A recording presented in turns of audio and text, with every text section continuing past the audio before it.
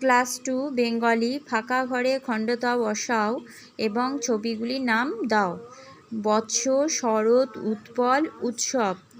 কোথায় ত এবং কোথায় খণ্ডত বসবে দেখাও। হঠাৎ, বৃহৎ, মহরত, কদাচিৎ, কৈফিয়ত। বর্ণগুলির নিচের ফাঁকা ঘরে ঠিকমতো বসিয়ে শব্দ তৈরি করো। মহৎ, তৎপর, চিৎকার, উৎসব। শেষে খণ্ডত আছে এমন 4টি শব্দ লেখো।